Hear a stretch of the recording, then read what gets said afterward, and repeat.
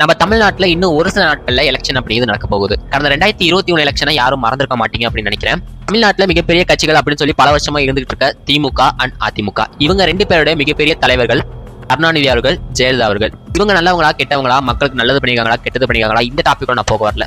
இந்த ரெண்டு தலைவர்களை ஆதரிக்க அப்படின்னு சொல்லி ஒரு கூட்டம் இருந்துச்சு. அவங்க என்ன பண்ணாலும் அவங்களுக்கு சப்போர்ட் பண்ற ஒரு கூட்டம் இருந்துச்சு. யாரை வேணா கேண்டிடேட்டா நிக்க வச்சாலும் இவங்களுக்காக நான் ஓட்டு போடுவேன் அப்படின்னு சொல்லக்கூடிய கூட்டம் இவங்களுக்காக இருந்துச்சு. அப்படி இருக்கும் போது இவங்க ரெண்டு தலைவர்களுமே இல்லாத ஒரு எலெக்ஷனா 2021 எலெக்ஷன் அப்படிங்கிறது நடந்துச்சு. அதனால இந்த 2021 எலெக்ஷன் ரொம்ப முக்கியமான எலெக்ஷன் சொல்லி ரொம்ப பரபரப்பா அந்த டைம்ல பேசிக்கிட்டு இருந்தாங்க. ஆனா இப்போ 2026 அதை விட பல மடங்கு எதிர்பார்ப்பும் குழப்பத்தோட இந்த 2026 எலெக்ஷன் அப்படிங்கிறது நடக்க போகுது. அதுக்கெல்லாம் ஒரே காரணம்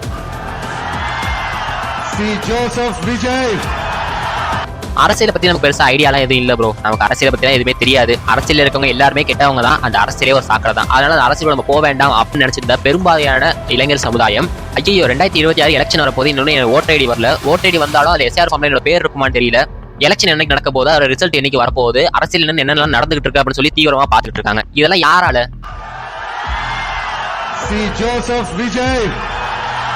இந்த ஒத்த மனுஷனால. சோ இதை ஏப்பா இப்ப சொல்லிட்டு இருக்கேன், இந்த வீடியோ என்னதான் பேச போற அப்படின்னு கேட்டீங்கன்னா, நான் எந்த கட்சியும் சேர்ந்தவங்க கிடையாது, நான் ஒரு நியூட்ரலான ஆளு அப்படின்னு சொல்லிட்டு ஏதாவது கட்சிக்கு ஜால்ரா அடிச்சிட்டு இருக்க ஆளோ இல்ல அந்த மாதிரி யூடியூப் சேனலோ இது கிடையாது. அந்த வீடியோட ஸ்டார்டிங்ல கிளியர் கட்டான ஒரு விஷயத்தை உங்கள்கிட்ட நான் சொல்லிடுறேன். நான் வந்து தளபதி விஜயோட சின்ன வயசுல இருந்து மிகப்பெரிய ஃபேன். என்னுடைய முழு சப்போர்ட்டும் தளபதி விஜய் எனக்கு மட்டும்தான். இப்ப அதனால இந்த வீடியோல என்ன சொல்ல போற, தளபதி விஜய்க்கு ஓட்டு போடு அப்படின்னு சொல்ல போறியா அப்படின்னு கேட்டா அது கிடையாது. நான் தளபதி விஜய் ஃபேன் அப்படிங்கிறது மட்டும் இல்லாம தமிழக வெற்றி கழகம் அப்படிங்கிற ஒரு கட்சிக்கு நான் ஏன் ஓட்டு போடணும் அப்படிங்கிறதுக்கு என்கிட்ட நியாயமான காரணங்கள் அப்படிங்கிறது இருக்கு. அதை தான் இந்த வீடியோல சொல்ல போறேன். அதுக்கு முன்னாடி தமிழ்நாட்டுல மிகப்பெரிய கட்சிகள் அப்படின்னு சொல்லி பல வருஷமா இருந்துட்டு இருக்கிற திமுக அண்ட் அதிமுக லிஸ்ட்ல நானும் இருக்கிறேன்னு சொல்லி கடந்த 15 வருஷமா பயிற்சி மட்டுமே எடுத்துக்கிட்டு இருக்க நாம் தமிழர் கட்சி, இந்த 3 கட்சிகளுக்கும் நான் ஏன் ஓட்டு போட மாட்டேன் அப்படிங்கிறதான் இந்த வீடியோல டீடைல் தான் உங்கள்கிட்ட பேச போறேன். விஜயகாந்த் எவ்வளவு பெரிய ஆள் தெரியுமா? அந்த டயத்துல அவருக்கு கூடாத கூட்டமா? அப்படி இருக்கும்போது அவராலே சிஎம் ஆக முடியல, நீங்களா எப்ப ஆக போறீங்க அப்படின்னு சொல்லி கேட்டு இருக்கீங்களா? அதுக்கான பதிலும் இந்த வீடியோட கடைசியில இருக்கு. வீடியோல நான் பேச போற எல்லா விஷயங்களுமே என்னுடைய மனசுல இருந்து மனசார பேசக்கூடிய விஷயங்கள் தான். நீங்க எந்த கட்சியை சார்ந்தவரா இருந்தாலும் சரி, எந்த கட்சியை சப்போர்ட் பண்ற ஒரு ஆளா இருந்தாலும் சரி, வீடியோ ஃபுல்லா பாருங்க. உங்களுடைய கருத்துக்கள் என்னவா இருந்தாலும் கீழே கமெண்ட் மூலமா சொல்லுங்க. கண்டிப்பா நான் உங்களுக்கு ரிப்ளை பண்றேன். நான் பேசுற விஷயங்கள் ஒரு சரியா இருக்கு அப்படின்னு உங்களுக்கு தோணுச்சுன்னா இந்த வீடியோக்கு மறக்காம லைக் பண்ணிருங்க. So let's start the video. நீங்க பார்த்துட்டு இருக்கிறது ஸ்பாட்லைட் தமிழ் சேனல். நான் உங்கள் தர்ஷன்.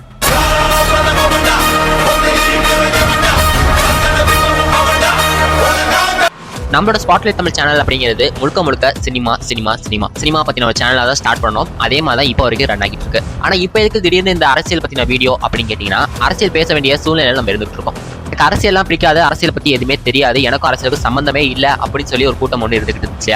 அந்த கூட்டத்தை வச்சும் அவங்களுக்கே தெரியாம ஒரு அரசியல் அப்படிங்கிறது நடந்துட்டு தான் இருக்கு.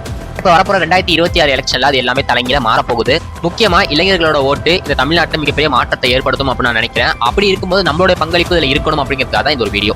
முதல்ல திமுக, அதாவது திராவிட முன்னேற்ற கழகம், இந்த கட்சிக்கு நான் ஏன் ஓட்டு போட மாட்டேன் அப்படிங்கிறத சொல்றேன். 2021 எலெக்ஷன்ல திமுக சுமார் ஒரு 505 வாக்குறுதிக்கு மேல கொடுத்திருந்தாங்க. ஆனா அதுல இப்போ எத்தனை % அவங்க சரியா செஞ்சு முடிச்சிருக்காங்க, அதுல எந்த அளவுக்கு மக்கள்கிட்ட போய் அந்த திட்டங்களா சேர்ந்திருக்கு, ஓவராலா அவங்க கொடுத்த வாக்குறுதிகள் அவங்க எத்தனை % சரியா செஞ்சிருக்காங்க அப்படின்னு கேட்டா அது அவங்களுக்கே சரியா தெரியாது.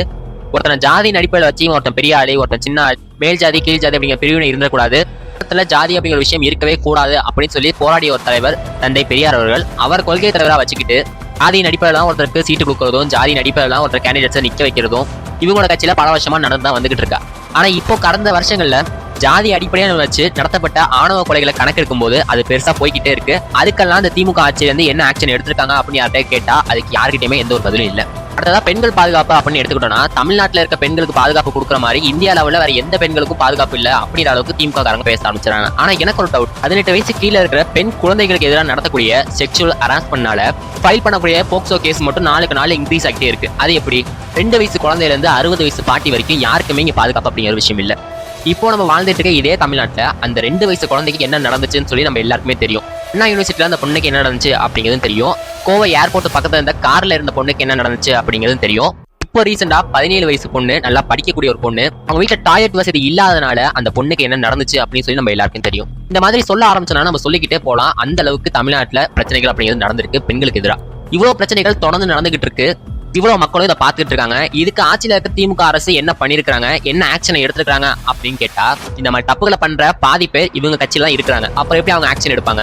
இது ஒரு பக்கம் இருக்க, போதை கலாச்சாரம் தமிழ்நாட்டில் நாளுக்கு நாள் அதிகமாயிட்டே போயிட்டு இருக்கு. ஏதோ சினிமாவில் பாக்குற மாதிரி நம்ம டே டு டே லைஃப்ல நடந்துகிட்டு இருக்கு. மாதிரி போதை பொருளுக்கு அடிமையாகிற பசங்களா யாருன்னு கேட்டா 16, 18, 20, 22 இந்த பசங்க தான். போதைக்கு முழுக்க முழுக்க அடிமையா இருக்க பசங்க போதையை என்ன பண்ணுவானுங்க? கொலை, கொள்ளை, கற்பழிப்பு, இது 3 மட்டும் தான் தமிழகத்துல அதிகமா நடந்துட்டு இருக்கு.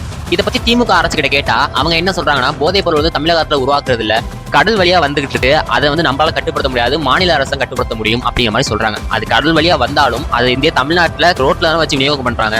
அந்த மாதிரியான போதைப் பொருட்கள் எப்படி ஈஸியா பசங்க கைக்கு போகுது? அதை தடுக்க வேண்டியது யாரு? திமுக அரசு தானே. அதை ஏன் அவங்க பண்ணல? சோ இதுதான் என்னோட கேள்வி. பெண்களுக்கு இலவச பேருந்து அப்படின்னு சொல்லி ஒரு திட்டத்தை ஆரம்பிச்சு வச்சுட்டு ஓசில தானே போறீங்க அப்படின்னு சொல்லி பெண்கள் கேவலமா பேசுறது, ஒரு அரசியல் மேடையில இருந்துகிட்டு மத்த கட்சியில இருக்க பெண்களை பத்தியோ இல்ல பொதுவான பெண்களை பத்தியோ கேவலமா அசிங்கமா பேசுறது, இதுதான் இவங்களோட அரசியலா இருந்துகிட்டு இருக்கு.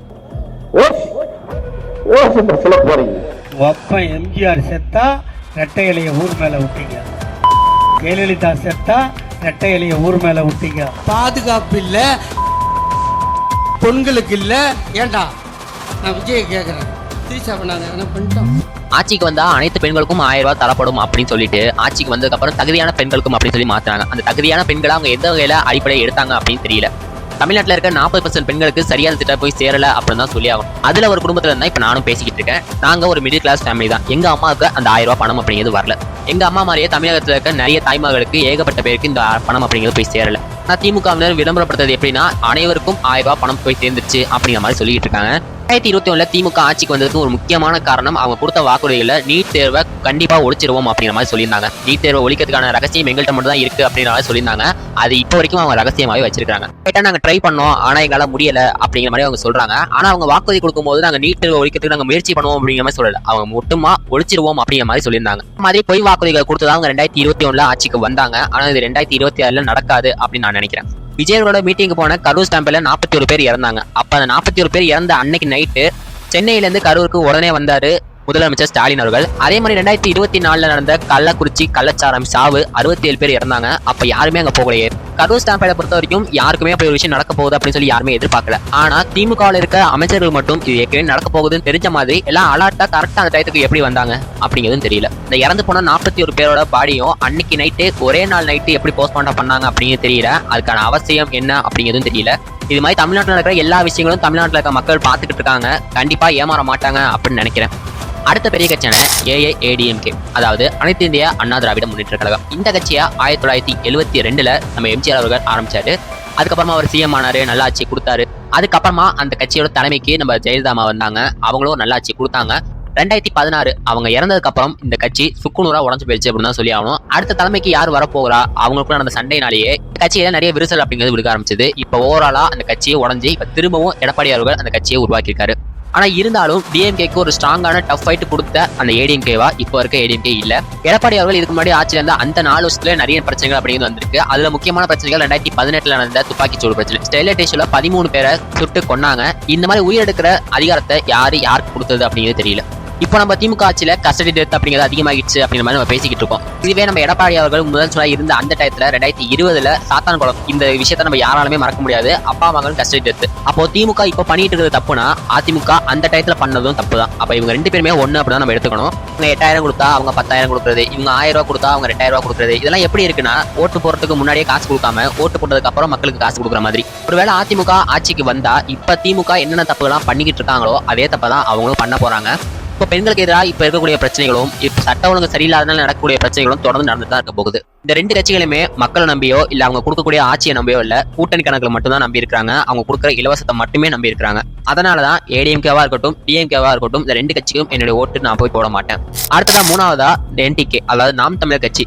சீமானவர்கள் எடுத்துக்கிட்டா கிட்டத்தட்ட 10-15 வருஷமா பிரபாகரன், ஈழத்து மக்கள், தமிழருக்கான தமிழ் தேசியம், இப்படி பல விஷயங்களை உணர்ச்சி பூர்வமா பேசி இளைஞர்களை அவர் பக்கம் இழுத்து வச்சிருந்தாரு. அதனால 8% ஓட்டு போன 2024 எலெக்ஷன்ல வாங்கினாரு. அந்த 8% ஓட்டு இந்த 2026 எலெக்ஷன்ல இருக்குமா அப்படிங்கிறதா இப்ப மிகப்பெரிய டவுட்டாவே போயிட்டு இருக்கு. காரணம் என்ன அப்படின்னா தளபதி விஜய் அவர்கள் அரசியலுக்கு வந்தது மட்டும் ஒரு காரணமா சொல்லிட முடியாது. சீமானவர்கள் எப்போதும் போல திமுகவை எதிர்த்து அவரோட ஸ்டாண்ட்ல அவர் கரெக்டா நின்றுட்டார்னா இந்த 8% ஓட்டு கண்டிப்பா அவருக்காக இருந்திருக்கும். ஆனா அதுக்கு மாறா சீமானவர்களோட தொண்டர்களா இருக்கிறவங்களும் அவங்களோட முதன்மை எதிரி திமுக அப்படிங்கிறத தாண்டி முதன்மை எதிரியா நம்ம விஜய் அவர்களை பார்க்க ஆரம்பிச்சிட்டாங்க. விஜய் அவர்களை சார்ந்து இருக்கக்கூடிய மக்களை பார்க்க ஆரம்பிச்சிட்டாங்க. விஜய் அவர்கள் ஏதோ ஒரு கூட்டத்திலேயோ இல்ல ஏதாவது ஒரு பிரச்சாரத்திலேயோ திமுகவை பார்த்தோ இல்ல பாஜகவை பார்த்தோ ஏதாவது ஒரு கேள்வியை முன் வச்சா அதுக்கு அவங்க பதில் சொல்றாங்களோ இல்லையோ சீமானவர்கள் அதுக்கு முன்னாடி வந்து பதில் சொல்லிட்டு இருப்பாரு. விஜய் அவர்கள் கட்சி ஆரம்பிக்கிறதுக்கு முன்னாடி சீமானோட பேச்சு ஒரு மாதிரியா இருந்துச்சு. நம்ம தமிழ் கட்சியில இருக்கக்கூடிய ஆட்கள் பேசுற விதம் ஒரு மாதிரியா இருந்துச்சு. என்னைக்கு தளபதி விஜய் அவர்கள் அரசியல் கட்சி ஆரம்பிச்சு மாநாட்டை போட்டு இவங்க தான் என்னோட எதிரி, நான் இவங்களை எதிர்த்து அரசியல் பண்ண போறேன் அப்படின்னு வெளிப்படையா பேசினாரோ அன்னையில இருந்து சீமான் அவர்களுக்கு விஜய் அவர்களை எதிர்க்க ஆரம்பிச்சிட்டாரு.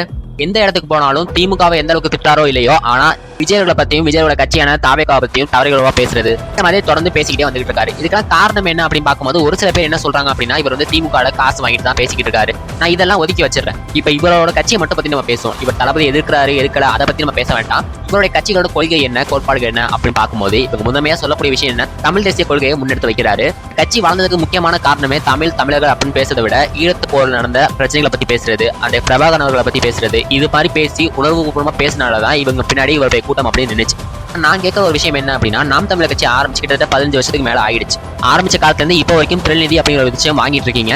இப்படி திரள்நிதி வாங்குறீங்கல்ல, அதுல தமிழர்களுக்காக ஏதாவது ஒரு நலத்திட்டம் பண்ணியிருக்கிறோம், எங்க கட்சி மூலியமா நாங்கள் பண்ணியிருக்கிறோம் அப்படின்னு ஏதாவது பண்ணிருக்கீங்களா? அப்படி இல்ல.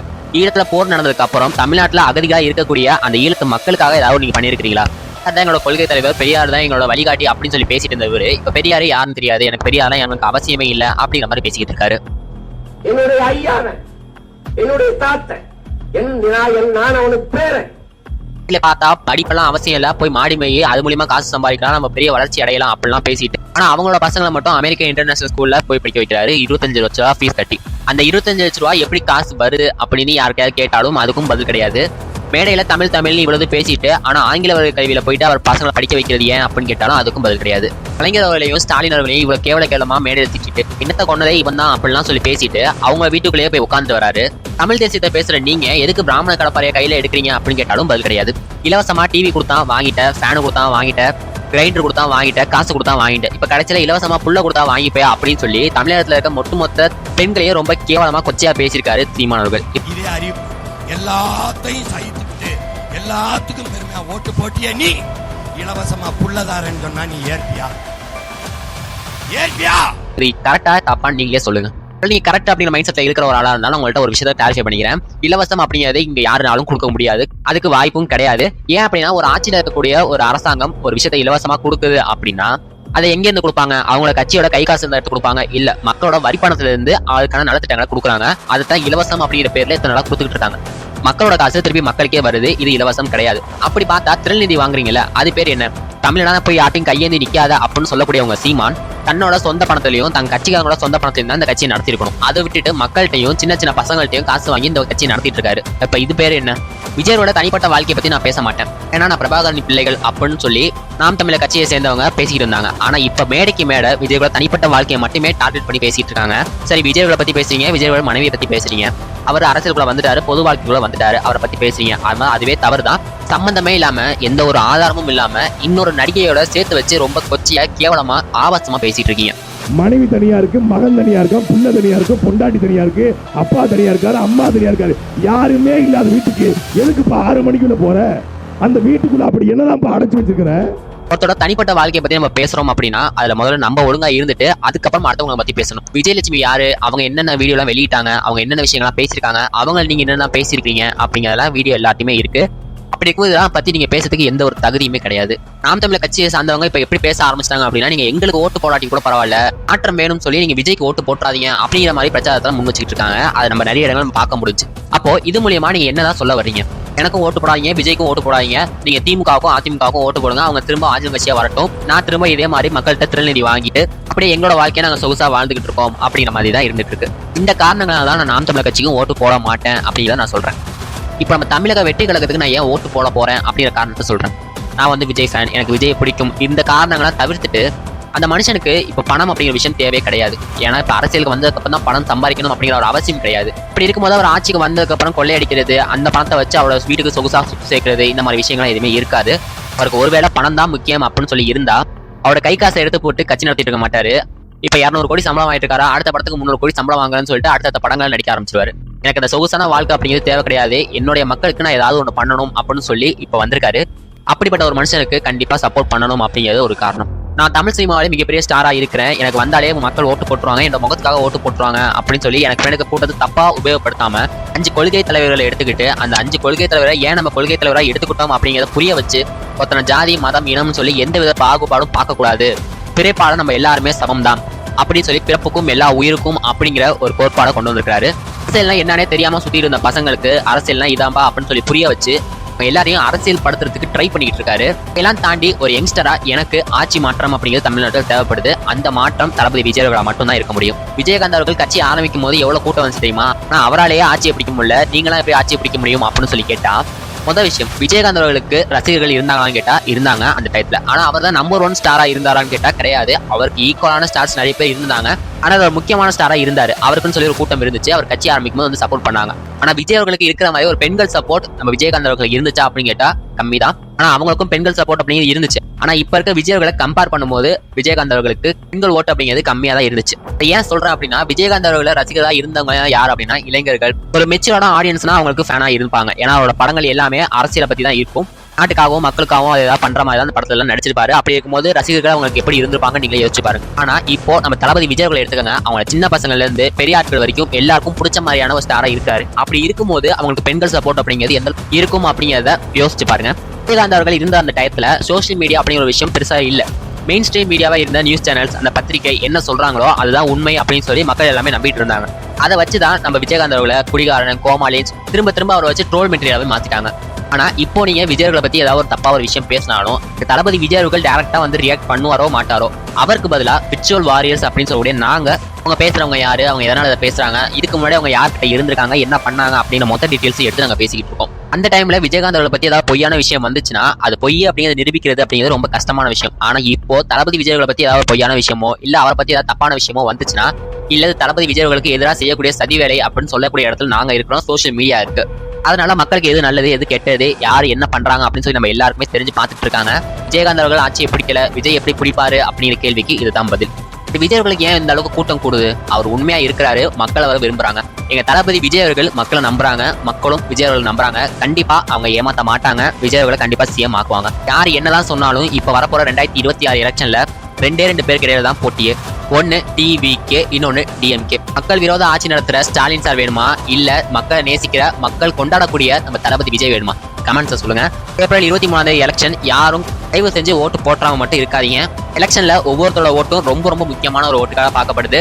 நம்ம மக்கள் எல்லாரும் ஒன்னா சேர்ந்து ஒரு நல்ல ஆட்சியை கொடுப்பாங்க அப்படின்னு சொல்லி நான் நினைக்கிறேன். நான் பேசின விஷயங்கள் எதுவும் தப்பா இருந்த மாதிரி எனக்கு தெரியல. ஒருவேளை ஏதாவது உங்களுக்கு தப்பா தெரிஞ்சிருந்துச்சுன்னா கீழே கமெண்ட்ஸ் சொல்லுங்க. நான் அதுக்கு கண்டிப்பா உங்களுக்கு ரிப்ளை பண்றேன். ஸோ எங்க ஓட்டு எங்க உரிமை,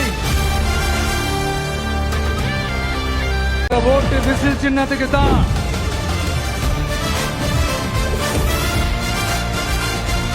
யாரையும் நம்பி ஏமாற மாட்டோம். யாரும் விலைக்கு வாங்க முடியாது.